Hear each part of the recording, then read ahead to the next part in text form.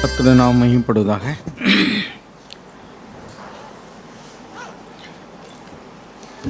நாம் வாழும் இந்த நாட்கள் மிகவும் கொடிய காலம். அடிப்படையாக நமக்கு விசுவாசிகள்னு பேர். ஆண்டவருடைய நாமத்தில் விசுவாசமாக இருக்கிற எல்லாருக்கும் விசுவாசிகள் என்று பேர். விசுவாசிக்கிறவர்கள் எப்படி பிரச்சனையை சந்திக்கிறோம் என்பதில் தான் நாம் உண்மையிலே விசுவாசிகளாக இருக்கிறோமா என்பது வெளியரங்கமாகும். அதாவது எல்லாருக்கும் எப்படி பிரச்சனைகள் வருகிறதோ அதுபோலவே இந்த உலகத்தில் வாழக்கூடிய விசுவாசிகள் அவிசுவாசிகள் எல்லாரும் நாம் பலவிதமான பிரச்சனைகளை நாம் சந்திக்கிறோம். சில விஷயங்களில் எதிர்காலத்தை குறித்ததான காரியங்களாக இருக்கலாம், அல்லது நிகழ்காலத்தில் நடக்கக்கூடிய காரியங்களாக இருக்கலாம். நாம் எதிர்கொள்ளக்கூடிய பிரச்சனைகள் எல்லாவற்றிலையும் ஒரு விசுவாசி தேவனை சார்ந்து எப்படி அந்த பிரச்சனைகளை கையாளுகிறார் என்பதும், ஒரு அவிசுவாசியாக இருக்கிறவர்கள் எப்படி கையாளுகிறார்கள் என்பதில் தான் நம்முடைய விசுவாசிகளுக்குள்ளதான வித்தியாசமே தெரியும். சபையில் இருக்கிறவங்க அல்லது ஆண்டவராக இயேசு கிறிஸ்துவனுடைய நாமத்தை உச்சரிக்கிறவர்கள் எல்லாரும் நாம் விசுவாசிகள் என்று சொல்லிக்கொள்ளலாம். ஆனால் உண்மையான விசுவாசத்தினால் நிறைந்திருக்கிறவர்கள் தான் அவர்கள் பிரச்சனைகளை கையாளும் பொழுது அவர்கள் மிகுந்த தைரியத்தோடும் விசுவாசத்தோடும் கூட பிரச்சனைகளை கையாள முடியும். நம்ம புதிய ஏற்பாட்டில் எபிரேயரில் வாசிக்கிறோம், விசுவாசம் இல்லாமல் தேவனுக்கு பிரியமாக இருப்பது கூடாத காரியம். ஆனால் விசுவாசம் என்பது தேவன் தரக்கூடிய வரமாகவும் இருக்கிறது, தேவ ஆவியானவருடைய கனியாகவும் இருக்கிறது. இதை நாம் விளங்கி கொண்டால், நான் சில உதாரணங்களை உங்களுக்கு சொல்ல விரும்புகிறேன். விசுவாச வீரர்கள் அப்படின்னு சொல்லுவோம். அதாவது பழைய ஏற்பாட்டிலும் சரி, நான் வாழும் இந்த நாட்களிலும் சரி, தேவன் பேரில் உள்ளதான நம்பிக்கையில், விசுவாசத்தில் சந்தேகமில்லாத ஒரு உறுதியான விசுவாசம் உள்ளவர்களாக நாம் இருந்தால் எந்த காலத்துலேயும் நமக்குள்ள கவலையோ பயமோ அச்சமோ நம்மளை நெருங்காது. கிறிஸ்துக்குள்ளே எவ்வளோக்கெவ்வளோ வளர்கிறோமோ அவ்வளோக்களவு நாம் சந்திக்கக்கூடிய எல்லா பிரச்சனைகளிலேயும் நாம் கலங்காமல் பயப்படாமல் ஒரு ஷேக்கிங் இல்லாமல், ஒரு அசைவு இல்லாத ஒரு உறுதியான ஒரு வாழ்க்கைக்குள்ள நம்ம கடந்து போக முடியும். ஏன்னா நம்முடைய தகப்பன் எப்படிப்பட்டவர் என்பதை அறிந்து கொள்வதில் தான் நித்திய வாழ்வே இருக்கிறது. தான் ஆண்டவர் சொன்னார், ஒன்றான மெய் தேவனாகி உம்மையும் நீர் அனுப்பினவராகி இயேசு கிறிஸ்துவையும் அறிந்து கொள்வதே நித்திய ஜீவன். அவரோடு கூட உறவாடி அவர் எப்படிப்பட்டவர் என்பதை அன்றாடு ருசிக்கக்கூடிய ஒரு வாழ்க்கை தான் அந்த நித்திய ஜீவ வாழ்க்கை. நான் வாசிக்கிறோம், யோவான் எழுதின சுவிசேஷம் 14வது அதிகாரத்தில் 17வது வசனத்தையும் 16லேருந்து வாசிங்க, 16லேருந்து 18 வரைக்கும் வாசிப்போம். நான் பிதாவை வேண்டிக் கொள்ளுவேன், அப்பொழுது என்றென்றைக்கும் உங்களுடனே கூட இருக்கும்படிக்கு சத்திய ஆவியாகிய வேறொரு தேற்றரவாளனை அவர் உங்களுக்கு தந்தருளுவார். உலகம் அந்த சத்திய ஆவியானவரை காணாமலும் அறியாமலும் இருக்கிறபடியால் அவரை பெற்றுக்கொள்ள மாட்டாது. அவர் உங்களுடனே வாசம் பண்ணி உங்களுக்குள்ளே இருப்பதால் நீங்கள் அவரை அறிவீர்கள். 18 நான் உங்களை திக்கற்றவர்களாக விடேன், உங்களிடத்தில் வருவேன். போதும். தேவனை சார்ந்து கொள்ளுகிறவர்களை அவர் திக்கற்றவர்களாக ஒரு காலம் விடுவதே இல்லை. அவரை கனம் பண்ணுகிறவர்களை அவர் கனம் பண்ணுகிற தேவன். நம்ம 1 சாமுவேல் 2வது அதிகாரம் 30வது வசனம், 1 சாமுவேல் 2வது அதிகாரம் 30வது வசனம். என்னை கனம் பண்ணுகிறவர்களை நான் கனம் பண்ணுவேன். அதில் பின்பகுதியில் எழுதியிருக்கேன், என்னை கனம் பண்ணுகிறவர்களை நான் கனம் பண்ணுவேன், என்னை அசட்டை பண்ணுகிறவர்கள் கனஈனம் பண்ணப்படுவார்கள் என்று கர்த்தர் சொல்கிறார். அவரை கனம் பண்ண வேண்டிய நேரம் எது என்றால், அவருடைய கட்டளைகளுக்கு கீழ்ப்படியும் பொழுது என்ன பிரச்சனைகள் வந்தாலும் அல்லது எந்த மனிதர்கள் வந்தாலும் சரி, நாம் அவர்களை பிரியப்படுத்தும்படி எண்ணாமல் தேவனையே பிரியப்படுத்தி வாழ்வது, அவரை கனம் பண்ணுவது, அவருடைய வார்த்தையை கனம் பண்ணுவது. இன்னொன்று என்னென்னா, நாம் சந்திக்கக்கூடிய பிரச்சனைகள் எல்லாவற்றிலும் தேவன் என்னை கைவிட மாட்டார் என்ற அசைக்க முடியாத விசுவாசம். அதனால தான் இங்கே விசுவாசம் இல்லாமல் தேவனுக்கு பிரியமாக இருப்பது கூடாத காரியம். அப்போ தேவன் விசுவாசத்தை பார்க்கும்போது சந்தோஷப்படுறார். ஆண்டவராக இயேசு கிறிஸ்து 100க்கு அதிபதியினுடைய விசுவாசத்தை பார்த்து அவர் ரொம்ப சந்தோஷப்பட்டார். இஸ்ரவேலர்களுக்குள்ளே நான் இப்படிப்பட்ட விசுவாசத்தை காணவில்லையே என்று சொன்னார். அதே மாதிரிக்கு அந்த சைரோஃபேனியன் சிரோனிக்கேயாள் இல்லையா, அந்த பெண்மணிகிட்ட பார்த்த ஒரு விசுவாசத்தை பார்த்து, அவள் ஒரு அவிசுவாசி, அவள் ஒரு இஸ்ரவேல பெண் அல்ல, அவளிடத்தில் பார்த்து அவர் சந்தோஷப்பட்டார். எப்படிப்பட்ட ஒரு விசுவாசம்! அமர்மையானவர்களே, இப்பொழுது நம்மிடத்திலும் கூட தேவன் அப்படிப்பட்ட விசுவாசத்தை எதிர்பார்க்கிறார். விசுவாசம் நமக்குள்ளே இருக்கும் பொழுது தேவன் அதில் சந்தோஷப்படுகிறார். அந்த மனிதர்களை அவர் கனம் பண்ணுகிறார். பாருங்கள், நான் இந்த ஆவியானவர் எப்படிப்பட்ட ஆவியானவர் அப்படிங்கிறத நம்ம விளங்கிக்கணும். ஆவியை குறித்து ஒரு சில விளக்கம் கொடுத்துட்டு நான் விசுவாசத்தின் காரியத்தை சொல்கிறேன். எசாயா தீர்க்கதரிசியினுடைய புஸ்தகத்தில் கர்த்தருடைய ஆவியானவர் எப்படிப்பட்டவர்னு இங்கே எழுதியிருக்கு. 11வது அதிகாரம் 2வது வசனம் 3வது வசனத்தை வாசிங்க. எசாயா தீர்க்கதரிசியினுடைய புஸ்தகம். நாம் தெரிந்து கொள்வதற்காக இதை சொல்கிறேன். கர்த்தருடைய ஆவியானவர் வாசிங்க. 11, 2, 3. ஞானத்தையும் உணர்வையும் அருளும் ஆவியும். கர்த்தருடைய ஆவியானவர் எப்படிப்பட்டவர்னா ஞானத்தை தருகிற ஆவியானவர், உணர்வை தரக்கூடிய ஆவியானவர். அடுத்து ஆலோசனையையும் பெலனையும் அருளும் ஆவியும். ஆலோசனையையும் பெலனையும் அருளும் ஆவியானவர். அவர் ஆலோசனையும் தருகிறார், அவர் பெலனையும் தருகிறார். அடுத்து அறிவையும் கர்த்தருக்கு பயப்படுகிற பயத்தையும் அருளும் ஆவியுமாகிய கர்த்தருடைய ஆவியானவர் அவர் மேல் தங்கி இருந்தார். பாருங்க, இப்ப ஆண்டவராய் இயேசு கிறிஸ்துவின் மேல, மெசியாவின் மேல இருந்த ஆவி எப்படிப்பட்ட ஆவினா ஞானத்தை அருகிற ஆவி, உணர்வை அருளும் ஆவி, ஆலோசனையும் பெலனையும் அருளும் ஆவி, அறிவையும் கர்த்தருக்கு பயப்படக்கூடிய பயத்தையும் அருளும் ஆவியாகிய கர்த்தருடைய ஆவியானவர். அப்ப கர்த்தருடைய ஆவியானவர் இஸ் a manifold spirit. அதாவது கிட்டத்தட்ட 7 குணாதிசயங்கள் அங்கே சொல்லப்பட்டிருக்கு. ஞானம், உணர்வு அருளும் ஆவி, ஆலோசனை பெலன் அருளும் ஆவி, அறிவும் கர்த்தருக்கு பயப்படக்கூடிய பயத்தையும் அருளும் ஆவி. ஆக இப்படி அவருடைய குணாதிசயங்களுக்கு சொல்லப்பட்டிருக்கு. நாம் இதில் கலாத்தியர்கள் நிருபத்தில் ஆவியின் கனியை குறித்து வாசிக்கிறோம். வாசிங்க, கலாத்தியர் 5:22. நம்ம எல்லாருக்கும் தெரிஞ்ச வசனம் தான். அங்கே பாருங்கள், கர்த்தருடைய ஆவியானவர் ஒருவர் தான்.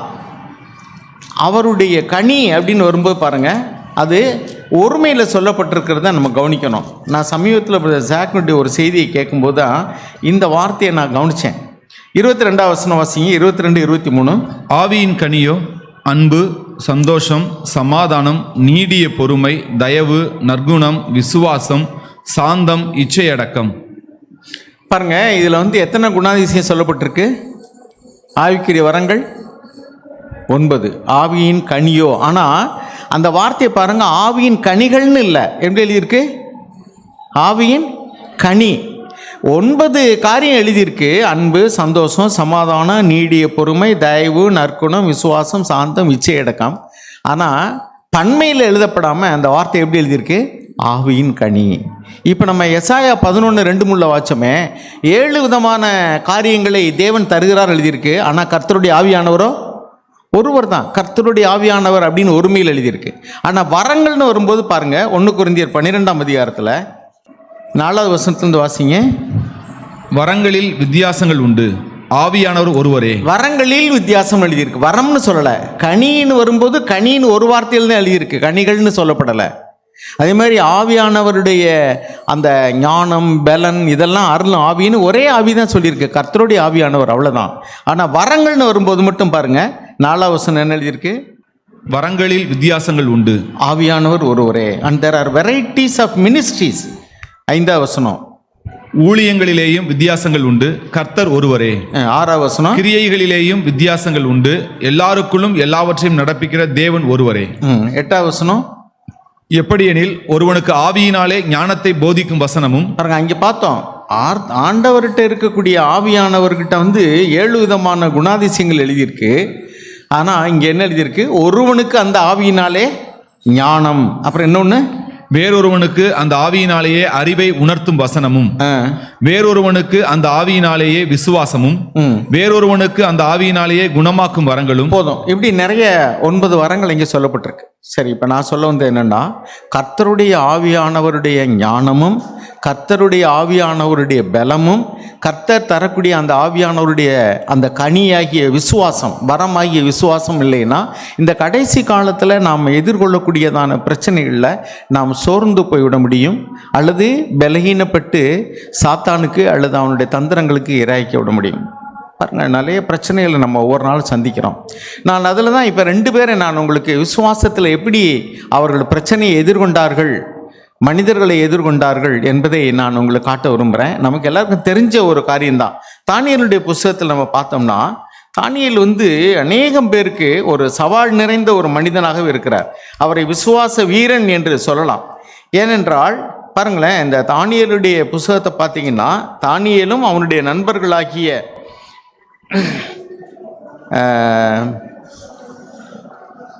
3 பேர் பாருங்க. தானியேலுடைய புஸ்தகம் 1வது அதிகாரம் 6வது வசனம். அவர்களுக்குள் யூதா புத்திரராகிய தானியேல், அனனியா, மீஷாவேல், அசரியா என்பவர்கள் இருந்தார்கள். யாருன்னா, அந்த நெபுகாத்நேச்சார் பாபிலோனை அரசாண்ட காலத்தில் இந்த எருசலேம் முற்றுகையிட்டு அவர்களை எல்லாம் சிறைபிடித்து கொண்டு போகப்பட்டவர்களுக்குள்ள இவர்களும் இருந்தார்கள், தானியேலும் அவனுடைய 3 நண்பர்களும். இப்போ அப்படி கைதிகளாக பிடிக்கப்பட்டு போகிற மனிதர்களுக்கு எதிர்காலம் ஒரு பெரிய கேள்விக்குறி. இன்றைக்கு எப்படி நிறைய பேர் படிக்கிறவங்களுக்கு கேள்விக்குறியாக இருக்குது.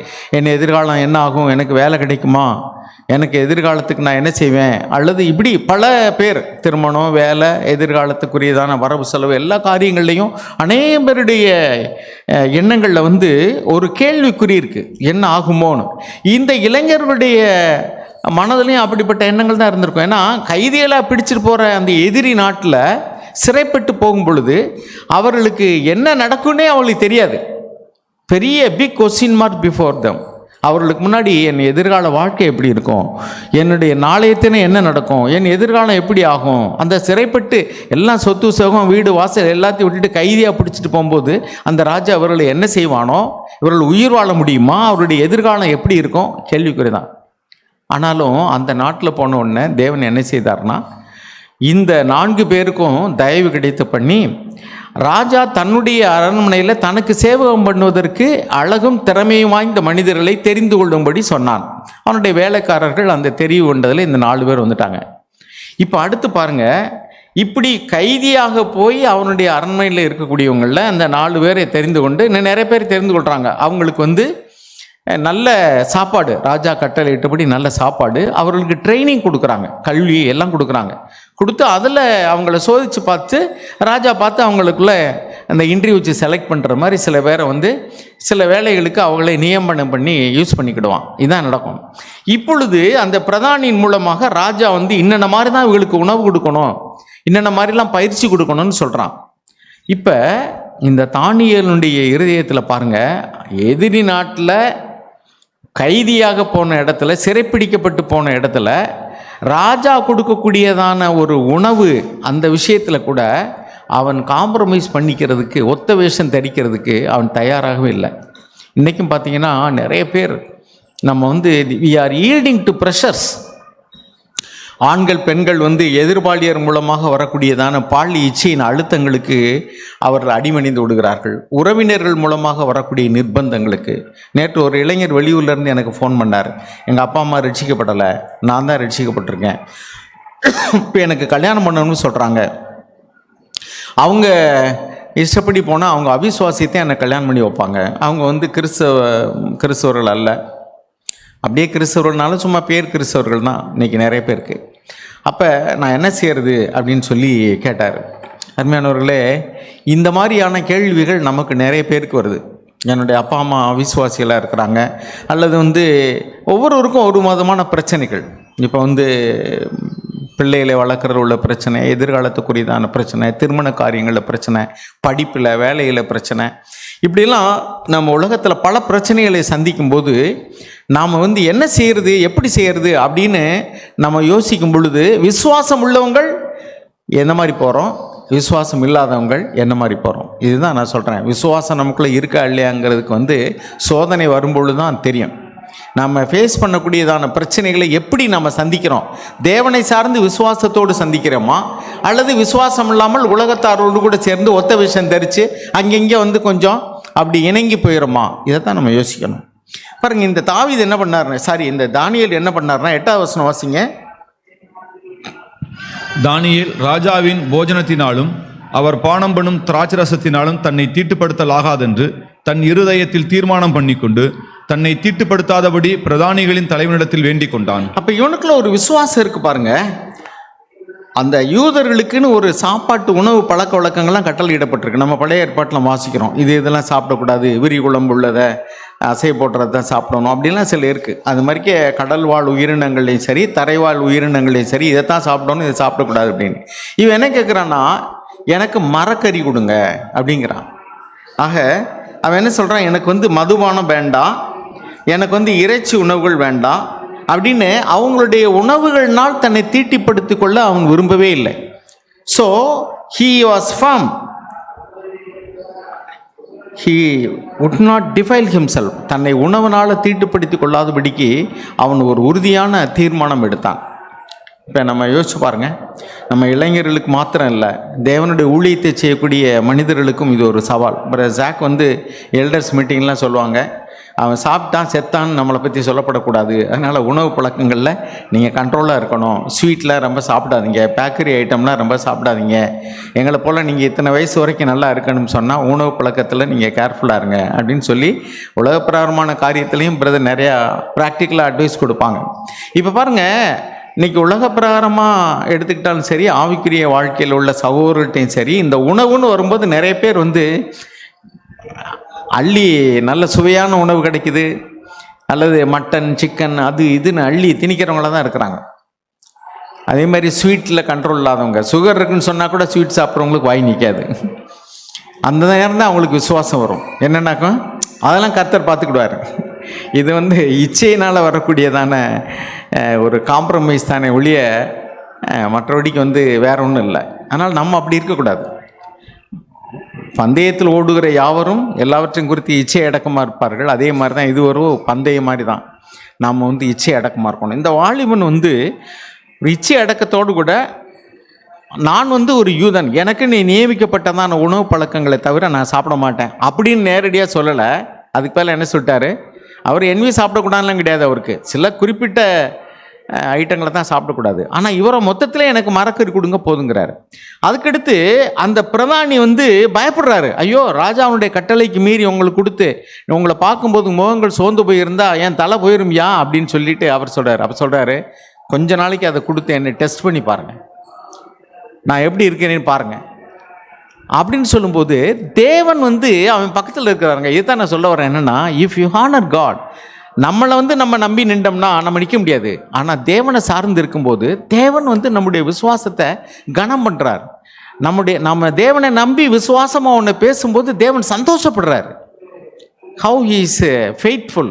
என் மேலே எவ்வளவு, ஆண்டவரே சொன்னார், நான் மனுஷகுமாரன் மனுஷகுமாரன் வரும்போது பூமியில் விசுவாசத்தை காண்பாரோன்னு கேட்டார். ஏன்னா விசுவாசம் வந்து தேவனுடைய பார்வையில் மிகவும் அவரை சந்தோஷிப்பிக்கிற ஒரு காரியமாக இருக்குது. அப்போ இங்கே பாருங்கள், அப்போ அவர் சொல்கிறாரு, கொஞ்ச நாளைக்கு எங்களுக்கு கொடுத்து நீங்கள் வந்து எங்களை சோதிச்சு பாருங்க அப்படின்னு சொல்கிறாப்புல. ஒரு 10 days, 12ஆம் வசனம் வாசிங்க.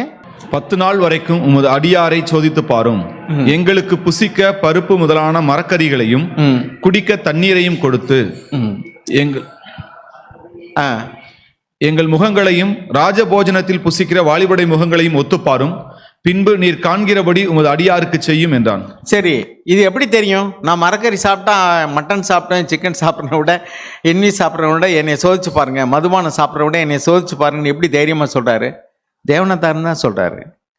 கடைசியில் பாருங்க, 15ஆவது வசனத்தில் என்ன எழுதியிருக்கு?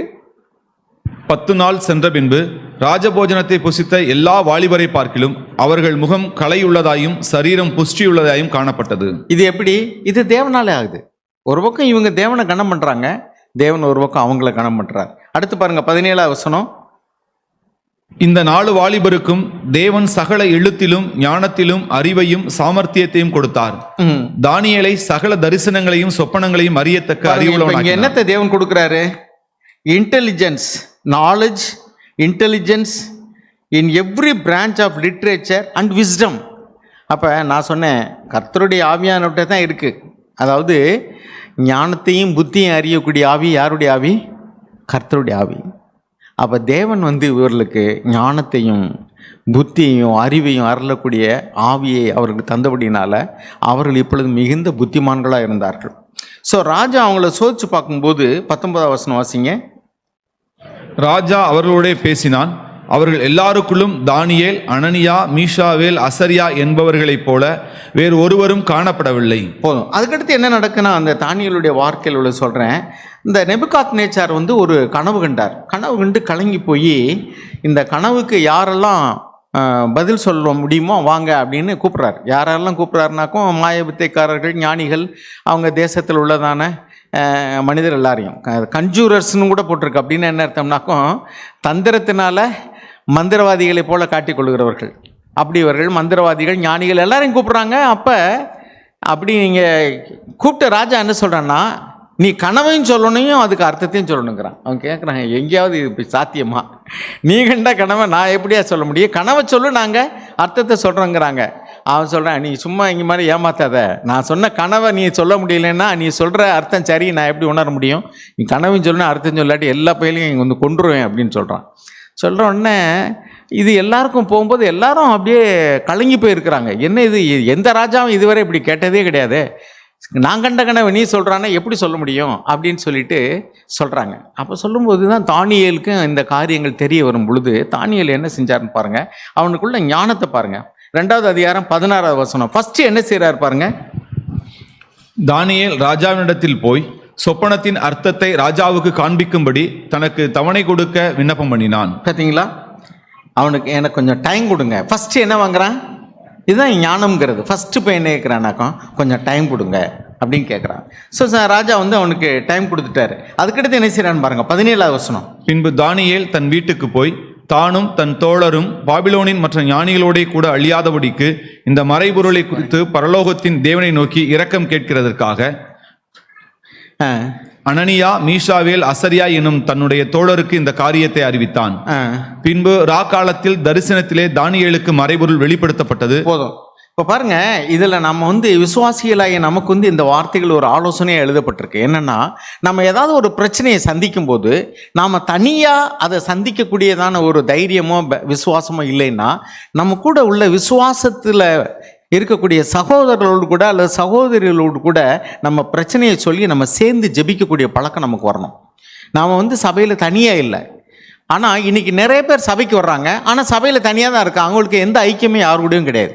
அவங்க ஏதாவது ஒரு பிரச்சனைனா கேட்டால் தான் சொல்லுவாங்க, அவங்களே வந்து சொல்லிக்கிடுவாங்க. இல்லைன்னா அவங்க உலகத்துக்குரிய நண்பர்கள்ட்ட போய், சொந்த பந்தங்கள்கிட்ட போய் சொல்லுவாங்க. ஆவிக்குரிய சகோதரர்களோடு சகோதரிகளோடு கூட பகிர்ந்து கொள்வதே இல்லை. அப்படின்னா என்ன அர்த்தம்? அவங்க தேவனுடைய சபையில் இருக்கிறாங்க, ஆனால் அவங்க தனிமையில் தான் இருக்கிறாங்க. பழைய ஏற்பாட்டு பரிசுத்தவான்களில் கூட இப்படிப்பட்ட தானியேல் போன்றதான அந்த முத்துக்களை நம்ம பார்க்குறோம். எல்லாரும் அப்படி இல்லை. பழைய ஏற்பாட்டில் வந்து சபை எப்படின்னா, ஒவ்வொரு மனிதர்களும் தேவ பக்தி உள்ளவங்களாக இருப்பாங்க. தேவனுக்கு அவங்களுக்கு தான் உறவு. அங்கே சக சகோதரர்களோடு மனிதர்களோட ஐக்கியமே கிடையாது. ஆனால் தானியேல் எவ்வளோ விதிவிலக்கு பார்த்தீங்களா? எப்படி யோபு வந்து பழைய ஏற்பாட்டின் காலத்தில் வாழ்ந்த புதிய ஏற்பாட்டு கிறிஸ்தவர்களுக்கு கூட கிடைக்காத ஒரு வெளிச்சம்லாம் அவருக்கு இருந்தது. அவ்வளவு தூரம் தேவனுக்கு பயந்து உண்மையாக வாழ்ந்தார். அதே மாதிரி தான் இந்த தானியேல் என்ன செய்கிறான்னா, நண்பர்கள்ட்ட போய் சொல்கிறார். போய் சொல்லி, நம்ம ஜெபம் பண்ணுவோம், ஆண்டவர் நமக்கு உதவி செய்யணும், நீங்களே என்னோட சேர்ந்து ஜெபம் பண்ணுங்க அப்படின்னு சொல்கிறாரு. ஸோ நம்ம அப்படி செய்கிறோமா?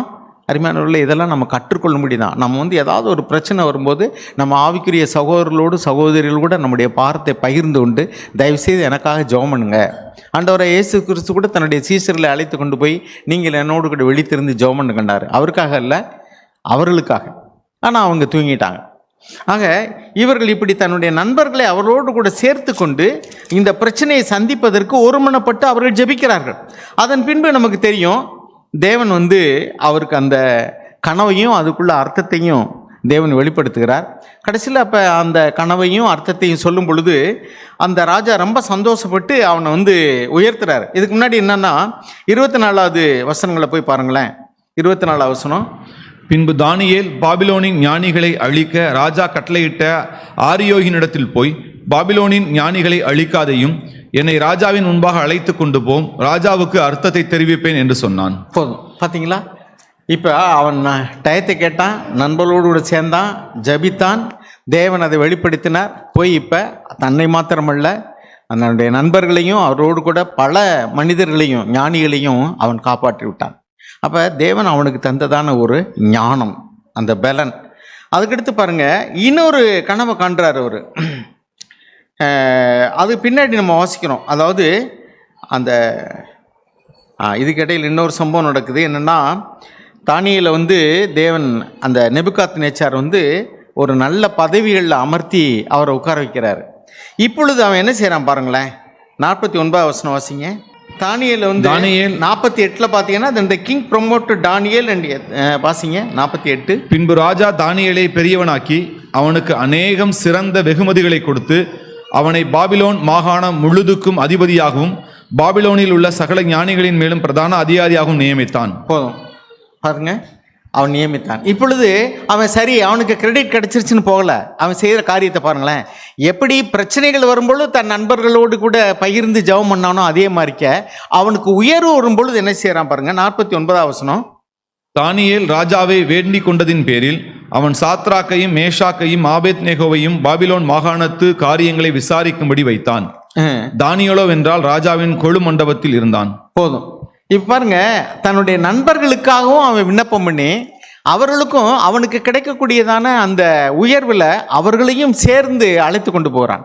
பாடுகள்லையும் சரி உயர்வுலையும் சரி தன் நண்பர்களோடு கூட சேர்ந்து அவன் அனுபவிக்கிறத நம்ம பார்க்குறோம். அதுக்கு பின்னாடி என்னாச்சுனாக்கா ஒரு சோதனை வந்தது. இப்பொழுது ராஜா அவனுடைய அரண்மனையில் தானியேல் இருந்து விட்டான்னு நம்ம தெரியல. மீதி 3 பேருக்கும் ஒரு பெரிய சோதனை. அந்த ராஜா வச்ச பொற்சிலையை வணங்கணும்னு சொல்லிட்டு ஒரு உத்தரவு போடுறான். அப்போ அவன் மேலே கடுப்பாகி ஒரு சிலர் போய் போட்டு கொடுத்துட்டாங்க, இவங்க வணங்குறதே இல்லைன்னு சொல்லிட்டு. அப்பொழுது பாருங்கள், அந்த பூவோடு சேர்ந்த நாரும் மனம் பெறும்பாங்கள்ல, அதாவது அந்த நம்முடைய நண்பர்கள் நம்மோடு கூட இருக்கக்கூடியதான அந்த சக விசுவாசிகள் அந்த ஐக்கியம் இருக்குது பாருங்கள். அது உண்மையிலேயே எப்படிப்பட்ட நபர்களோடு கூட நம்ம ஐக்கியம் வச்சுருக்கோமோ, ஆவிக்குரியவர்களோடு நீங்கள் ஐக்கியம் வச்சிங்கன்னா உங்களுக்குள்ளேயும் அப்படிப்பட்டதான ஆவிக்குரிய ஒரு பலனும் ஒரு ஞானம் கிடைக்கிற நீங்கள் பார்க்க முடியும். பாருங்கள், இப்போ இந்த தானியேலோடு கூட சேர்ந்த இந்த மனுஷர்களும் கூட ஒரு பலன் பெற்று அவங்க கடைசியில் என்ன செய்கிறாங்கன்னா, தானியேலே இல்லைங்க, இப்போ மீதி பேர் தான் இருக்கிறாங்க. இங்கே பாருங்கள், சாத்ராக் மேஷாக் ஆபேத்நேகோ 3 பேர் தான். இவனை போய் கம்ப்ளைண்ட் பண்ணிட்டாங்க, இவன் சிலையை வணங்க மாட்டேங்கிறான், நீங்கள் போட்ட உத்தரவை மீறிட்டாங்கன்ட்டு. உடனே அவங்கள 7 மடங்காக அந்த உலைகளை சூடாக்கி அதில் தூக்கி போடுங்க அப்படின்னு சொல்லிட்டான். பயங்கர கோபத்தில் சொல்கிறான் ராஜா. 19ஆம் வசனத்தில் வாசிக்கிறோம். ஆனால் இந்த 3 பேரும் பாருங்கள், இப்போ தானியேலே இல்லை, 3 பேர் தான் இருக்காங்க. அப்போ தானியேல் எங்கே அப்படின்னா, ஒருவேளை அவர் ராஜாவுடைய அரண்மனையில் உயர் பதவியில் இருக்கிறனால அவர் மேலே யாரும் கம்ப்ளைண்ட் பண்ணலையோ நமக்கு தெரியல. இப்போ அவங்க எவ்வளவு போல்டாக சொல்கிறாங்க தெரியுமா? அங்கே பாருங்கள், 16ஆம் வசனம் வாசிங்க. சாத்ராக் மேஷாக் ஆபேத்நேகோ என்பவர்கள் ராஜாவை நோக்கி, நேபுகாத்நேச்சாரே, இந்த மாதிரி சொல்லியிருக்காங்கன்னா அது உண்மையிலேயே பெரிய காரியம். ஒரு ராஜா பார்த்து நேபுகாத்நேச்சாரே அப்படின்னா என்ன அர்த்தம்? அப்பவே கொண்டுருவோம் அவளை. அவங்க என்ன சொல்றாங்க பாருங்க, ஓ நேபுகாத்நேச்சார், இந்த காரியத்தை குறித்து உனக்கு உத்தரவு சொல்ல எங்களுக்கு அவசியம் இல்லை, உங்களுக்கு பதில் சொல்ல வேண்டிய அவசியமே எனக்கு இல்லை அப்படின்னு என்ன அர்த்தம்? நீ என்னையே செய்வ, கொல்லத்தானே செய்வ, கொண்டுட்டு போ அப்படின்னு அர்த்தம். அப்படின்னா துணிஞ்சிட்டாங்க. எதுக்கும் போறது, ஒரு உயிர் எப்போ போனான்னையா, கொல்றேன்னா கொண்டுட்டு போ, அந்த அளவுக்கு துணிஞ்சிட்டாங்க. அதான் சொல்றாங்க, ராஜாவை பார்த்து, ஓ நேபுகாத்நேச்சாரே, இந்த காரியத்தை குறித்து நமக்கு உத்தரவு சொல்ல வேண்டிய அவசியமே இல்லையா? இப்படிலாம் பேசணும்னா எவ்வளவு கட்ஸ் வரணும். அப்போ தேவனுடைய ஆவியை குறித்து என்ன வச்சோம்? மெனிஃபோல்டு ஸ்பிரிட்டில் என்ன சொன்னோம்? பலனை தரும் ஆவி. He will give strength. அப்போ அந்த ஆவியானவர் அவங்களுக்கு அவ்வளோ பலனை தந்தபடினால தான் ஒரு அடிமைகளாக சிறைப்பட்டு வந்ததான கைதிகளாகிய இவர்கள் அவ்வளவு தைரியமாக நேபுகாத்நேச்சாரே, இந்த காரியத்தில் நமக்கு உத்தரவு கொடுக்க வேண்டிய அவசியமே இல்லை. என்ன போல்ட்னஸ் பாருங்கள். உண்மையிலே ரொம்ப ஆச்சரியமாக இல்லை? நாமளும் இது மாதிரியான பிரச்சனைகளை சந்திக்கும் பொழுது ஆண்டவரே சொன்னார் புதிய ஏற்பாட்டில், உங்களுக்கு ராஜாக்களுக்கு முன்பாக கவர்னருக்கு முன்பாக அவங்கள கொண்டுட்டு போவாங்க, நீங்கள் என்ன உத்தரவு சொல்லணும்லாம் யோசிக்க வேண்டாம், பரிசுத்த ஆவியானவரே அந்த நேரத்தில் நீங்கள் என்ன பேசணும்னு உங்களுக்கு தெரிவிப்பார்னு சொன்னார். ஆனால் நம்ம இதெல்லாம் விசுவாசிக்கிறோமா? இனி வரக்கூடிய காலங்கள் கொடியது. நம்ம சந்திக்கக்கூடிய பிரச்சனைகளில் தேவனுடைய ஆவியின் பலன் இல்லைன்னா, ஆவியானவர் தரக்கூடிய விசுவாசம் இல்லைன்னா நம்ம நிலையிலே இருக்கவே முடியாது. ஆமர்மையானவர்களே, இப்போ பாருங்கள், அவ்வளோ ஒரு தைரியத்தோடு பேசுகிறார். உள்ளூருக்கு இந்த தைரியம் எங்கேருந்து வந்தது? கடைசியில் பார்த்தீங்கன்னாக்கும் இங்கே 28ஆம் வசனம், நீங்கள் 30 படித்து பாருங்கள், நேரம் இல்லை.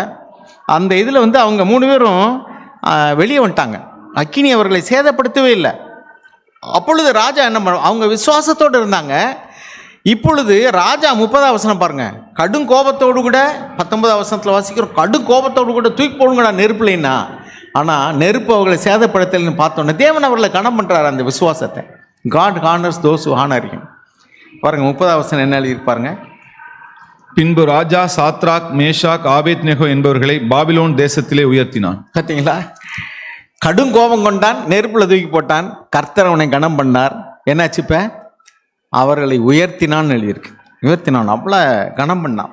அப்போ தேவன் ஒரு மனிதனை யாரை கனம் பண்ணுகிறார் என்றால் விசுவாசம் உள்ளவர்களை தேவன் கனம் பண்ணுகிறார். தேவன் பேரில் உள்ள விசுவாசத்தில் அவங்க வந்து ஒத்த விஷயம் தெரிக்கவே இல்லை. சிலை வழிபாடு பண்ண முடியாது, சாப்பாட்டில் காம்ப்ரமைஸ் பண்ண முடியாது.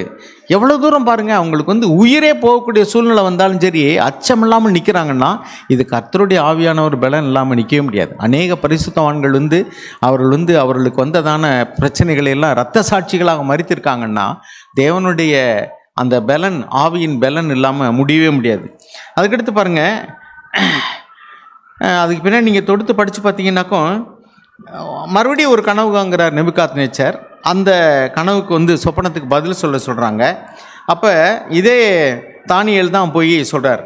அதுக்கு பின்னாடி வந்து 5வது அதிகாரத்தில் போனீங்கன்னா அவருடைய மகன் அந்த தானியேலுக்கு வந்து சொப்பனத்துக்கு பதில் சொல்லும்போது கூட ரொம்ப தைரியமாக பேசுகிறாரு. என்ன பேசுகிறாருன்னா, நீங்கள் தான் அந்த ராஜா, நீங்கள் பைத்தியம் பிடிச்சவனா போயிடுவீங்க, நீங்கள் பனியில் உள்ள புல்லை நீங்கள் மேய்வீங்க அப்படிலாம் சொல்கிறாரு. அதே மாதிரி நடக்குது. அதுக்கு பின்னாடி திரும்ப அதே ஸ்தானத்தில் நீங்கள் வருவீங்க. அப்படின்னா எந்த மனிதனையும் தாழ்த்த உயர்த்தையும் தேவனால் முடியுங்கிறத நீ எப்போ அறிகிறியோ அப்பொழுது உனக்கு இருக்கிற அதிகாரம், இந்த பவர் எல்லாமே தேவன் கொடுத்தது அப்படின்றத நீ அறிந்து கொள்ளும்போது மீண்டும் தேவன் உன்னை உயர்த்துவார்னு சொல்கிறார். அதே மாதிரி நடக்குது. 37 வசனம் வாசிங்க. இப்பொழுது நேபுகாத்நேச்சரே சொல்கிறார் அவர்கிட்ட, 4வது அதிகாரம் 37 வசனம். ஆகையால் நேபுகாத்நேச்சாராகிய நான் பரலோகத்தின் ராஜாவை புகழ்ந்து உயர்த்தி மகிமைப்படுத்துகிறேன். அவருடைய கிரியைகள் எல்லாம் சத்தியமும் அவருடைய வழிகள் நியாயமுமானவைகள். அகந்தையாய் நடக்கிறவர்களை தாழ்த்த அவராலே ஆகும் என்று எழுதினான். போதும் பாருங்கள், இதுக்கு பின்னாடி அவருடைய மகன் வந்து ஆட்சிக்கு வர்றார். அப்போ அதாவது என்ன சொல்லணும்னா, தைரியமாக போய் ஒரு ராஜாவுக்கிட்டே வந்து பேசக்கூடிய அளவுக்கு ஒரு தீர்க்கதரிசி அல்லது ஒரு மனுஷன் வந்து நிற்கிறார்னா அவனுக்கு அந்த தேவன் எவ்வளோ பெரியதான பலத்தை, தைரியத்தை கொடுத்துருக்கார் பாருங்கள். பரிசுத்த ஆவியானவர் நமக்கு தைரியத்தை தரக்கூடிய ஆவியானவர். நம்ம பேஸ் பண்ணக்கூடிய சிச்சுவேஷன் எல்லாத்திலையும் இந்த தைரியம், பலன் எங்கேருந்து வருது அப்படின்னா தேவ ஆவியானவர் தரக்கூடியதான். 22வது வசனம், 5வது அதிகாரம் 22 பார்த்தீங்கன்னா, அந்த அவருடைய மகன் பெல்சாத்சார் இல்லையா, என்ன பேர் எழுதியிருக்கு? பெல்சாத்சார். ஓகே, இந்த பெல்சாத்சார் வந்து அவன் அங்கிருந்து கொண்டு வந்ததான தேவனுடைய ஆலயத்தில் இருந்ததான பாத்திரங்களையெல்லாம் உபயோகித்து அவனும் அவனுடைய கான்குபைன்ஸ் சேர்ந்து எல்லாம் வந்து மதுவான அருந்துறாங்க, குடிக்கிறாங்க. தேவனுடைய கை விரல்கள் வந்து சுவத்தில் எழுதுது. அதுக்கு அர்த்தம் சொல்கிறதுக்கு ஆள் இல்லை. அவன் கலங்கி தானியேலை கூப்பிடுகிறான். தானியேல் நேரடியாக அப்படியே சொல்கிறான், உங்கள் அப்பாவுக்கு நடந்தது என்னன்னு உனக்கு தெரியும், ஆனால் நீ உன்னை தாழ்த்தலை, நீ உன்னை வந்து நீ உயர்த்தினாய். பாருங்கள் 23வது வசனம். பரலோகத்தின் ஆண்டவருக்கு விரோதமாக உம்மை உயர்த்தினீர். அவருடைய ஆலயத்தின் பாத்திரங்களை உமக்கு முன்பாக கொண்டு வந்தார்கள். நீரும் உம்முடைய பிரபுக்களும் உம்முடைய மனைவிகளும் உம்முடைய வைப்பாட்டிகளும் அவைகள் திராட்சரசம் குடித்தீர்கள். இதுவுமன்றி தம்முடைய கையில் உமது சுவாசத்தை வைத்திருக்கிறவரும் உமது வழிகளுக்கு எல்லாம் அதிகாரியுமாகிய தேவனை நீர் மகிமைப்படுத்தாமல் காணாமலும் கேளாமலும் உணராமலும் இருக்கிற வெள்ளியும் பொன்னும் வெண்கலமும் இரும்பும் மரமும் கல்லும் ஆகிய தேவர்களை புகழ்ந்தீர். போதும், பார்த்தீங்களா? தைரியமாக சொல்கிறான். நீ என்ன செஞ்ச? அவங்க அப்பா வந்து தாழ்த்தி உயர்த்தினார தேவன், அதை தெரிஞ்சிருந்தும் நீ உன்னை தாழ்த்தலை. கல்லும் மண்ணும் மரமாகிய தேவர்களை புகழ்ந்தா நீ உண்மையான தேவனை நீ கனம் பண்ண தவறிட்டேன்னு அவனுடைய பாவத்தை தைரியமாக உணர்த்துக்கிறான். இன்றைக்கி நிறைய பேர் வந்து அடுத்தவருடைய பாவத்தை சுட்டி காட்டுறது கூட பயப்படுறாங்க. முகத்துக்கு நேரம் பேசினாக்க ஒன்று நம்ம பேர் போயிருமோ, நமக்கு இருக்கிற ஜென்டில்மேனுங்கிற பட்டம் போயிருமோ, அல்லது நமக்கு ஏதாவது பிரச்சனை வந்துருமோ அப்படின்னு நினைக்கிறாங்க. ஆனால் தேவனுடைய தீர்க்கதரிசிகள் எவ்வளவு தைரியமாக நின்றுருக்காங்க பாருங்கள். அதுக்கடுத்து பாருங்கள், அவன் சொல்கிறான் 28வது வசனம் வாசிங்களேன். பெரேஸ் என்பதற்கு உன் ராஜ்யம் பிரிக்கப்பட்டு மேதியருக்கும் பெர்சியருக்கும் கொடுக்கப்பட்டது என்றும் அர்த்தமாம் என்றார். உன்னுடைய ராஜ்யம் பிரிக்கப்படும், மேதியருக்கும் பெர்சியருக்கும் ராஜ்யம் கொடுக்கப்படும். ஒரு ராஜாட்ட போய் இப்படி சொன்னால் எப்படி இருக்கும்? அதுக்கெல்லாம் ஒரு கட்ஸ் வேணும். அதுதான் தேவன் தன்னுடைய ஆவியை கொடுக்கும்போது அந்த மனிதர்கள் அவ்வளோ தைரியசாலிகளாக மாறிடுறாங்க. நான் சொல்ல வந்து என்னென்னாக்கும், தேவன் நமக்கு பலத்தை தருகிறார். பயத்தின் ஆவியை எடுத்து போட்டு தைரியத்தின் ஆவியை தருகிறார். பலகீனமான மனிதர்களை, ordinary human being but extraordinary brave, அசாத்தியமான ஒரு தைரியம், ராஜாக்களை கூட எதிர்கொள்ளக்கூடிய அளவுக்கு தைரியம், எந்த விதத்தில் காம்ப்ரமைஸ் பண்ணிக்கொள்ள முடியாது, சிலையை வணங்க முடியாது. எப்படி எவ்வளவு பெரியதான தைரியம் பார்த்தீங்களா? ராஜாக்கள்கிட்ட போய் நேரடியாக அவங்க ராஜ்யத்தை தேவன் வந்து இப்படி பிரித்து கொடுக்க போகிறாரியா? நடக்கலைன்னா என்ன ஆகும்? அல்லது சொல்லி முடியும் போதே கூட அவன் தலையை வாங்கிட முடியும். ஆனால் தேவன் என்ன பண்ணுறாரு பாருங்களேன், அவனுக்கு இருந்து தேவன் அவனை உயர்த்தினார்னு எழுதியிருக்கு பாருங்க. 29 வசனம் பாருங்க. எப்படிப்பட்டதான காரியத்தை அவனுக்கு சொல்றான். ஆனா அந்த ராஜா என்ன பண்றான் பாருங்க. 29 வசனம் 5வது அதிகாரம். அப்பொழுது பெல்சாத்சார் தானியேலுக்கு இரத்தாம்பரத்தையும் அவனுடைய கழுத்தில் பொற்சரப்பணியையும் தரிப்பிக்கவும் ராஜ்யத்திலே அவன் 3ஆம் அதிகாரியாய் இருப்பவன் என்று அவனை குறித்து பறைமுறையிடவும் கட்டளையிட்டான். பாத்தீங்களா, எதிர்மறையான காரியத்தை சொன்னதுக்கு கூட அவன் சொன்னபடியே அவனை உயர்த்தினான்னு எழுதியிருக்கு. இப்போ ஏன்னா இது தேவனால வர்றது. தேவன் ஒருத்தரை உயர்த்தினா உயர்த்துவார். அப்போ தான் இங்கே எழுதியிருக்கு. நம்ம என்ன முதல்ல இதில் பார்த்தோம்னாக்கும் எந்த ஒரு மனிதனை உயர்த்தவும் தாழ்த்தவும் தேவனால் ஆகும். 4வது அதிகாரம் 37வது வசனம். He is able to humble those who walk in pride and he is able to exalt and honor a man. சரி, இப்போ அடுத்து இன்னும் ஒருத்தரை காண்பிக்க நான் விரும்புகிறேன். நமக்கு தெரியாத ஒன்றும் கிடையாது, எல்லாமே தெரிஞ்சதுதான். 1 சாமுவேல் 17வது அதிகாரம். 1 சாமுவேல் 17வது அதிகாரம். தாவீதை குறித்து நமக்கு தெரியும். அவன் ஆடு மேய்த்து கொண்டிருந்த ஒரு இளைஞன், நமக்கு தெரியும். ஆனால் கோலியாத்துக்கு பயந்து 40 நாள் அந்த பிலிஸ்தியனாகிய கோலியாத்துக்கு பயந்து ஒருவரும் எதிர் பேச முடியாமல் அவன் சவால் விடுறான். இஸ்ரேல் ஜனங்களுக்கு விரோதமாக ஒத்தைக்கு ஒத்த வாங்கன்றான். ஒருவேளும் போகிறதுக்கு ரெடியாக இல்லை. ராஜா உட்காந்துருக்கிறான். ராஜா அவனுடைய தளபதிகள் இராணுவ சேனை எல்லாம் இருக்குது. 40 நாள் யார் முன்னாடி அடிக்கிறா பார்த்துக்கலாங்கிறத இருக்காங்களே ஒழிய அவங்க யாருமே அந்த சவாலை எதிர்கொள்கிற அளவுக்கு தைரியம் இல்லை. ஆனால் இப்போ பாருங்கள், தாவீது என்கிற இளைஞனுக்குள்ள தேவனுடைய ஆவியானவர் வந்த உடனே அவன் எப்படி தைரியத்தோடு போகிறான் பாருங்கள். 24வது வசனம் 17 24 வாசிங்க. 1 சாமுவேல் 17:24. இஸ்ரவேல் எல்லாரும் அந்த மனுஷனை காணும்போது மிகவும் பயப்பட்டு அவன் முகத்துக்கு விலகி ஓடி போவார்கள். போதும். 26வது வசனம். அப்பொழுது தாவீது தன் அண்டையிலே நிற்கிறவர்களை பார்த்து, இந்த பெலிஸ்தனை கொன்று இஸ்ரவேலுக்கு நேரிட்ட நிந்தையை நீக்குகிறவனுக்கு என்ன செய்யப்படும்? ஜீவனுள்ள தேவனுடைய சேனைகளை நிந்திக்கிறதற்கு விருத்த சேதனம் இல்லாத இந்த பெலிஸ்தன் எம்மாத்திரம் என்றான். பார்த்தீங்களா, அவனுடைய இருதயத்தில் எப்படி ஒரு வைராக்கியம் வருவாங்க. தேவனுடைய சேனையை நிந்திக்கிறான். இவனுக்கு என்ன, இவன் எம்மாத்திரம், இவன் அப்படி பார்க்குறான். அவன் இவனோ எம்மாத்திரம்னு அவன் நினைக்கிறான். என்ன நாயாடா நானே, நீ என்ன இது இந்த காட்டப்பட்டு கொண்டுட்டு வரியேன்னு கேட்குறான். ஆனால் அவன் என்ன சொல்கிறான், அவனுடைய பார்வையில் இவன் சிறியவன், தேவனுடைய சேனையை நீந்திக்கிறதுக்கு இவன் எம்மாத்திரம் அப்படின்ட்டு. இப்போ பாருங்கள், அடுத்து இதில் 17வது அதிகாரத்தில் 32வது வசனம் வாசிங்க. தாவீது சவுலை நோக்கி, இவன் நிமித்தம் ஒருவனுடைய இருதயமும் கலங்க வேண்டியதில்லை. உம்முடைய அடியானாகிய நான் போய் இந்த பெலிஸ்தனுடைய யுத்தம் பண்ணுவேன் என்றான். என்ன சொல்கிறான் பாரு, சின்ன பையன். இவன் போய் சொல்கிறான், நீங்கள் யாரும் கவலைப்படாதீங்க, நான் போய் யுத்தம் பண்ணுறேங்கிறேன். உன்னாலெல்லாம் முடியாது, அமைச்சு பிறந்ததுலேருந்து யுத்த வீரன்பா அப்படிங்கிறான். அதெல்லாம் நான் ஏற்கனவே சிங்கம் புலியெல்லாம் நான் பாருங்க சொல்கிறேன் பாருங்கள், நான் ஏற்கனவே சிங்கத்தையெல்லாம் நான் எதிர்கொண்டிருக்கேன். அதனால் நீங்கள் ஒன்றும் கவலைப்பட வேண்டாம், கர்த்தர் அதை என் கையில் ஒப்பு கொடுத்தார். அதே மாதிரி பாருங்கள், இவன் தன்னை நம்பி பேசவே இல்லை. அதை பாருங்கள். 37வது வசனம். பின்னும் தாவீது, என்னை சிங்கத்தின் கைக்கும் கரடின் கைக்கும் தப்புவித்த கர்த்தர் இந்த பெலிஸ்தனுடைய கைக்கும் தப்புவிப்பார் என்றான். பாருங்க, சிங்கத்தின் கைக்கும் கரடிக்கும் கைக்கும் தப்புவித்த ஒரு கர்த்தர் இப்போவும் இவனுடைய இந்த பெலிஸ்தனுடைய கைக்கு என்னை அவர் தப்புவிப்பார். அப்போ இவனுடைய நம்பிக்கையெல்லாம் எங்கே இருக்கு?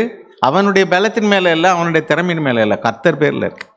கர்த்தர் பேர் நம்பிக்கையாக இருக்கிற மனுஷன் பாக்கியவான், அவனை அவர் கைவிடவே மாட்டார். பாருங்க, நாம் ஏதாவது ஒரு பிரச்சனையை எதிர்கொள்ளும் போது நம்முடைய அறிவு, திறமை, புத்திசாலித்தனம் அல்லது நமக்கு இருக்கக்கூடிய வசதி, மனிதர்களுடைய பலம், இதை நம்பி போகிறோமா? அல்லது ஆண்டவரே நீங்கள் தான், உம்மால தான் ஆகும் அப்படின்னு தேவனை நம்பி போகிறோமா? தேவனை நம்பி போனோம்னா தேவன் கைவிடவே மாட்டார். மனுஷன் நம்பி போனோம்னா நம்ம வெட்கப்பட்டு தான் வரும். 45வது வசனம் வாசிங்க. அதற்கு தாவீது பெலிஸ்தனை நோக்கி, நீ பட்டயத்தோடும் ஈட்டியோடும் கேடகத்தோடும் என்னிடத்தில் வருகிறாய். நானோ நீ நிந்தித்த இஸ்ரவேலுடைய இராணுவங்களின் தேவனாகிய சேனைகளுடைய கர்த்தரின் நாமத்திலே உன்னிடத்தில் வருகிறேன். பார்த்தீங்களா, அவனுடைய தைரியம் எங்கேருந்து வருதுன்னு தெரியுதா? நீ ஈட்டியோடும் வில்லோடும் வர்ற, நான் அப்படி வரல. நீ நிந்திக்கிற சேனைகளின் கர்த்தராகி தேவனுடைய நாமத்தில் நான் வர்றேன். அவர் உன்னை என் கையில் ஒப்பு கொடுப்பார். உன் தலை என்னை வெட்ட போறேன்னு சொல்லிட்டு போகிறான். ஒரே ஒரு கவங்கல் தான். எங்கேயாவது யோசிச்சு பாருங்கள், அவ்வளோ பெரிய வீரனை ஒரு கல்லுனால் அடிக்க முடியுமா? கர்த்தர் அவனை அவனுடைய கையில் ஒப்பு கொடுத்தபடினால தாவீதுக்கு இது ஒரு சாதாரண விஷயமா போயிடுச்சு. ஸோ தேவன் ஒரு காரியத்தை நாம் கையில் ஒப்பு கொடுக்கும்போது அவன் எப்படிப்பட்டாலும், அவன் உயரம் என்ன, அவன் எடை என்ன, அவனுடைய பலன் என்ன, அவனுடைய இராணுவ பலன் என்ன, அதெல்லாம் யோசிக்க வேண்டாம். விசுவாசங்கிறவனுக்கு என்னதுனாக்கும் தேவனாலே எல்லாம் கூடும். தேவன் அவனை என் கையில் ஒப்பு கொடுப்பான். அவன் சொன்னான் பாருங்க, நான் தேவனாகிய கர்த்தருடைய நாமத்தினால வர்றேன், உன்னை அவர் என் கையிலே ஒப்பு கொடுப்பார். He will deliver you in my hand.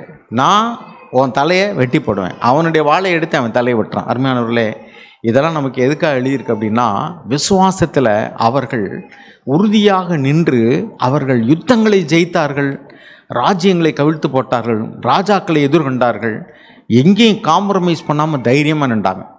தேவனுடைய ஆவியானவருடைய ஞானமும் பலனும் அறிவும் அவர் தரக்கூடிய அந்த வரங்களும் இல்லைன்னு சொன்னால் நம்மளுடைய சொந்த பலத்தில் நிற்கவே முடியாது.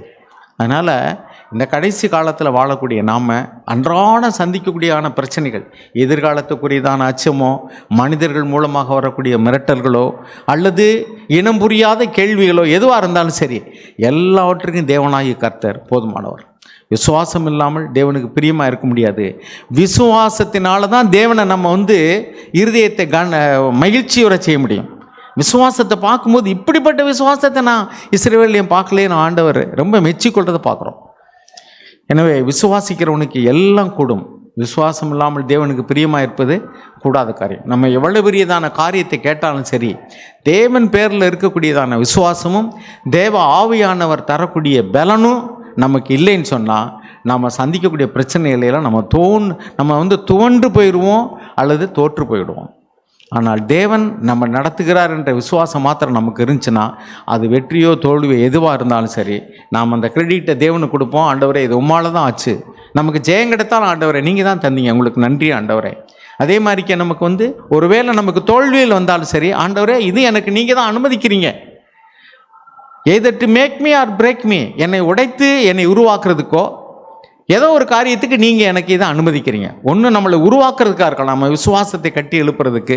நாம் வேறு எங்கேயாவது தேவையில்லாத காரியத்தின் மேலே நம்பிக்கை வச்சுருந்தோம்னா அதெல்லாம் உடைச்சி உருவாக்கி தேவன் பேரில் வைக்கிறதுக்கும், தேவனை முதலாவதாக வைக்கிறதுக்கும், அல்லது நாம் உருவாகிறதுக்கு, ஒன்று நம்மளை உடைக்கிறதுக்கு அல்லது நம்ம நம்முடைய வழியில் சுயத்தின் மேலே நம்பிக்கை வச்சு போகும்போது ஒன்று தேவன் நம்ம அதை உடைக்க வேண்டியிருக்கு, அல்லது அவருடைய விசுவாசத்தின் மேலே நம்ம கட்டி எழுப்புறதுக்கு தேவன் அதை அனுமதிக்க வேண்டியிருக்கு. எனவே விசுவாசம் உள்ளவர்கள் ஒரு காலம் சோர்ந்து போக மாட்டார்கள், விசுவாசிக்கிறவர்கள் பதற மாட்டார்கள், விசுவாசிக்கிறவர்கள் பயப்பட மாட்டார்கள், விசுவாசிக்கிறவர்கள் கவலைப்பட மாட்டார்கள்.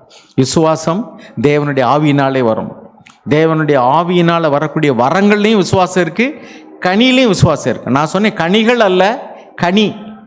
ஒரே ஆவியானவர், வரங்கள் நிறைய இருக்குது. ஒரே ஆவியானவர் 7 விதமான குணாதிசயங்கள் உள்ளவராக இருக்கிறார். அவர் அறிவை தருவார், பலனை தருவார், ஞானத்தை தருவார், தைரியத்தை தருவார், விசுவாசத்தை தருவார். கர்த்தருடைய ஆவியானவர் எங்கே உண்டு அங்கே விடுதலை உண்டு. உம்மாலே ஒரு சேனைக்குள் பாய்வேங்கிற மாதிரிக்கு நீங்கள் சேனைக்குள்ளே பாய்கிறது மாதிரியே ஒரு பிரச்சனை வந்தால் கூட தேவனால் நம்மளை பலப்படுத்தினா, என்னை பலப்படுத்துகிற கிறிஸ்துவனால எல்லாவற்றையும் செய்ய எனக்கு பலன் உண்டு. நம்ம சோர்ந்து போக வேண்டாம் அருமையானவர்களே. நம்ம வாழக்கூடிய காலம் கொடிய காலம், பல பிரச்சனைகளை நம்ம சந்திப்போம். ஆனால் ஒன்றிலையும் சோர்ந்து போகாதீங்க, ஏன்னா அவரை கனம் பண்ணுகிறவர்களை தேவன் நிச்சயமாக கனம் பண்ணுவார். ஆமென். தேவன் நமக்கு நல்ல வார்த்தையை தந்திருக்கிறார். விசுவாசம் உள்ள மனிதர்களையே தேவன் கனம் பண்ணுகிறார். விசுவாசம் உள்ள மனிதர்களை பார்க்கும் பொழுது தேவனுடைய இருதயம் மகிழுது அப்படின்னு கேட்டோம், சந்தோஷப்படுது. விசுவாசத்துக்கு பிரதர் எல்லாம் 2 நபர்களை தேவன் காட்டினாங்க. பிரதர் சொல்லுங்க. காட்டும்போது தானியேலையும் தாவீதையும் நம்ம தியானித்தோம். தானியேலுடைய காரியங்களில் அவன் எடுத்திருந்த அந்த தீர்மானம் நான் கேட்கும்போது அதைத்தான் உணர்ந்தேன். அதாவது நம்முடைய தீர்மானத்தில் தான், எடுக்கிற தீர்மானத்தில் உறுதியாய் உண்மையாக இருக்கும்போது நாம் விசுவாசத்தில் என்ன செய்யலாம்னா, அசைக்கப்படும் போது அந்த தீர்மானம் உறுதியாக இருக்கணும். தீர்மானத்தில் உறுதியாக இருந்து ஆண்டவரே நிற்கும்போது தேவன் மெய்யாகவே நம்முடைய விசுவாசத்தை கனம் பண்ணுகிறார். ஆண்டவரேன்னு சொல்லி நிற்கும்போது, ஆனால் அந்த தீர்மானம் அசைக்கப்பட வாய்ப்பு இருக்கு. அதே மாதிரி தாவீதுடைய காரியத்திலையும் நான் கேட்கும்போது என்ன உணர்வடைந்தேன்னா, அவன் நல்லா சொல்கிறான் பாருங்க. அதாவது நான் ஏற்கனவே கரடியும் சிங்கத்தையும் கொன்றிருக்கிறேன். அது எதை காட்டுது அப்படின்னா, தேவன் நமக்கு நம்ம ஆரம்பத்தில் நிறையா ஜெபம் பண்ணியிருப்போம். சில காரியங்கள் நெருக்கத்தில், கஷ்டத்தில், சில பாவ பழக்கங்களை விட முடியாத பாவத்தில் கூட ஜெபித்து ஜெயம் பெற்றிருப்போம். அப்போ தேவன் செய்த அந்த விடுதலை, இரட்சிப்பு, தேவன் செய்த அற்புதங்கள், அது சரீர சுகமாக கூட இருக்கலாம். அப்போ அந்த காரியத்தை ஒரு காலம் நம்ம மறக்கவே கூடாது. அதை நாம் எப்போவுமே அசைப்படணும். ஒரு பிரச்சனை சந்திக்கும்போது, கோலியாத்தை சந்திக்கும்போது தாவீது என்ன செய்கிறாருன்னா, நான் ஏற்கனவே தேவன் என்னை சிங்கத்தையும் கரடியும் கொல்லும்படி எனக்கு கர்த்தர் பிறர் பேசும்போது சொன்னாங்க. அதாவது கர்த்தர் அப்படிங்கிற அந்த வார்த்தை நம்ம இருதயத்தில் இருக்கணும். கர்த்தர் செய்தார், கர்த்தர் நடத்தினார், கர்த்தர் என்னை இப்படியாய் இந்த காரியத்தில் விடுதலை தந்தார், இப்பொழுதும் அப்படின்னு அந்த கோலியத்தை பார்த்தான்.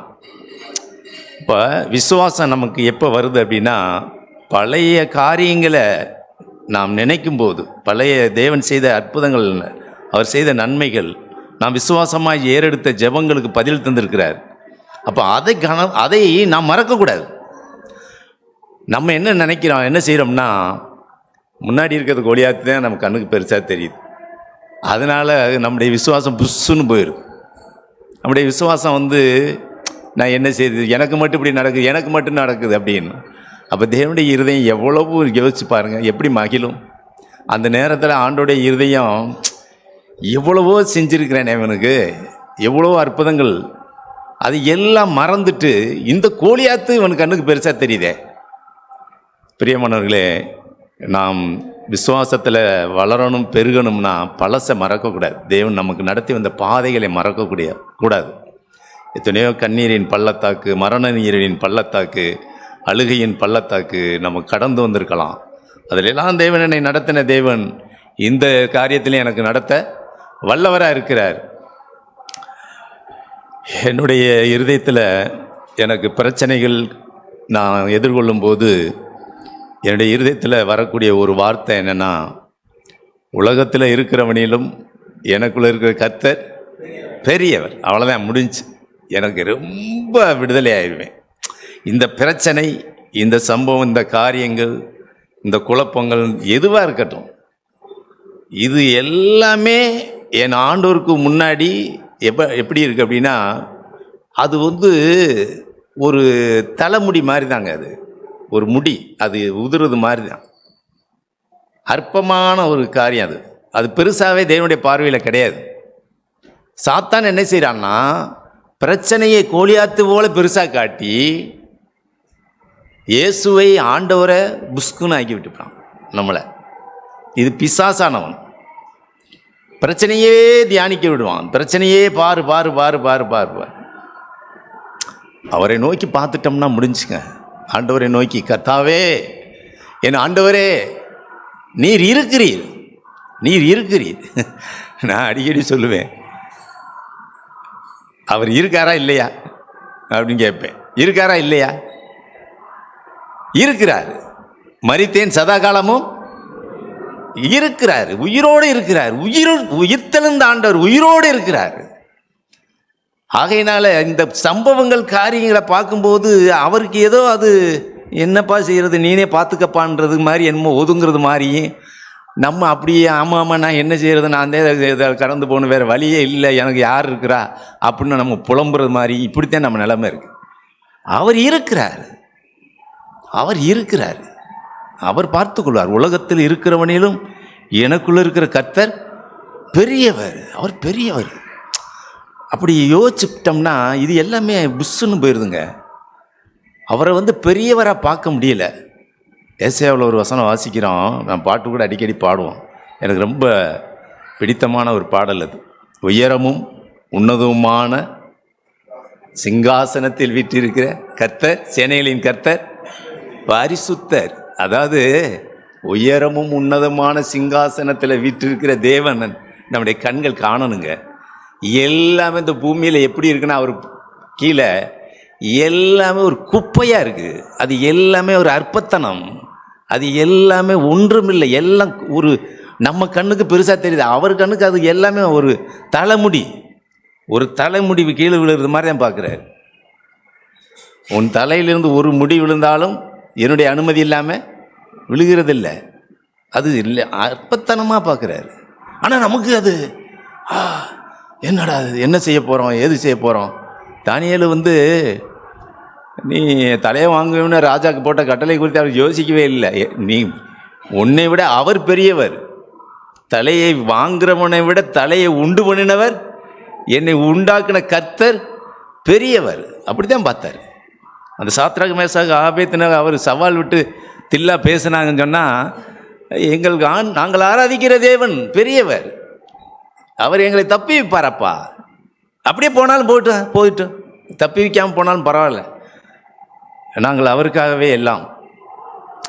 சில நேரங்களில் நமக்கு ஒரு தேவைகளுக்கு ஜெபிக்கிறோம், நடக்கலை, பரவாயில்ல, நடக்காட்டாலும் பரவாயில்ல, தேவன் அதில் ஏதோ ஒரு நன்மை வச்சுருக்காரு. அப்படி தான் எடுக்கணும். தந்தாலும் சரி, தராமல் போனாலும் சரி, அதாங்க விசுவாசம். தந்தாலே ஆகணும்னு இல்லை, கொடுத்தா எடுத்துக்கிறோம், இல்லைன்னா ஆண்டவர் எனக்கு இல்லைன்னா ரைட். ஆண்டவருடைய ஜபமே அப்படித்தானே. இந்த பாத்திரம் நீங்கள் கொடுமானால் நீங்கட்டும், இல்லைன்னா உங்களுடைய சித்தம் எதுவும் அதன் முடியாது. அதுதான் நல்ல விசுவாசம்.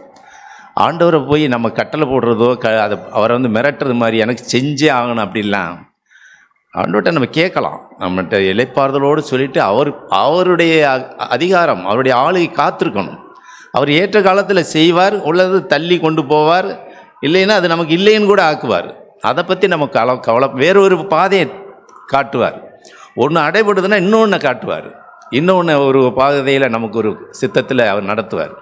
தேவனுடைய வழிகள் நமக்கு நம்முடைய அறிவு கெட்டாததாக இருக்குது. ஆனால் சகோதரர் பேசுனது மாதிரி நமக்கு இந்த வழியில், தேவனுடைய வழியில் நம்ம கடந்து போகிறதுக்கு நமக்கு ஞானமும் அறிவும் பலனும் பரிசுத்தாவினுடைய நான் என்னுடைய இருதயத்திலேருந்து நான் சொல்லக்கூடிய ஒரு வார்த்தை என்னென்னா, தயவுசெய்து தேவ ஆவியானவருடைய அந்த பலத்துக்காக, ஞானத்துக்காக நாம் அதிகமாக ஜெபிக்கணும். ஞானம் அவசியம்.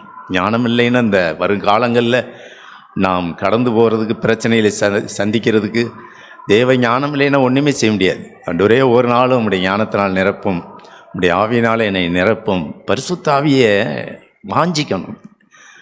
ஒவ்வொரு நாளும் அவர் எனக்கு வேணும் ஆண்டவரே தாகத்தோட பரிசுத்த ஆவியானவருக்காக நமக்கு கதறுகிறவர்களாய் நித்தியத்தில் போய் நிற்கல. பரிசுத்த ஆவியானவரை தான் நாம் அதிகமாக புகழ்கிறவர்களாக இருப்போம்.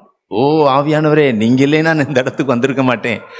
ஆவியானவர் எவ்வளவா என்னை வழி நடத்தி இருக்கிறார். சகல சத்தியத்துக்குள்ளும் என்னை ஆற்றி தேற்றி எனக்கு புத்தி சொல்லி எனக்கு ஆலோசனை தந்து ஞானத்தை தந்து பலத்தை தந்து, ஐயோ ஆவியானவரே ஆவியானவரே ஆவியானவரே. ஆவியானவருக்கு பூமியில் அவருடைய ஊழியத்தை குறித்து நமக்கு பெருசாக தெரியலை. ஆனால் அவருடைய ஊழியந்தான், அவராலேன்னா நம்மளால் ஒன்றுமே செய்ய முடியாது.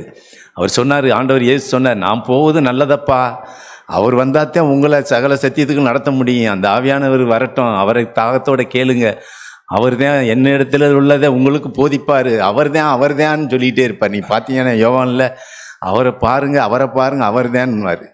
ஆக அந்த ஆவியானவரை நாம் கொள்ளை பொருளை சம்பாதிப்பது போல நாம் அப்படியாய் வாஞ்சியோடு தேடுவோம். தேவன் நமக்கு உதவி செய்வார். பிரியமானவர்களே, விசுவாசம் பிரதர் ஆரம்பிக்கும் போது சொன்னாங்க, விசுவாசம் உள்ளவர்கள் தான் சபைக்கு தேவை, தேவனுக்கு தேவை. தேவனுடைய இருதயத்தை மகிழ்விக்கிறது விசுவாசமுள்ள தேவ மனுஷர்கள். நம்ம அப்படியாய் வாழ தேவன் நமக்கு ஒப்பு கொடுப்போம். தேவன் அப்படிப்பட்ட வரும் நாட்களில் நல்ல விசுவாசத்திலையும் பலத்திலையும் அறிவிலையும் பரிசுத்த ஆவியானவர் மூலமாய் நாம் அதை பெற்று தேவனை சந்தோஷப்படுத்துகிற மனுஷர்களாய் வாழ தேவன் நமக்கு உதவி செய்வாராக.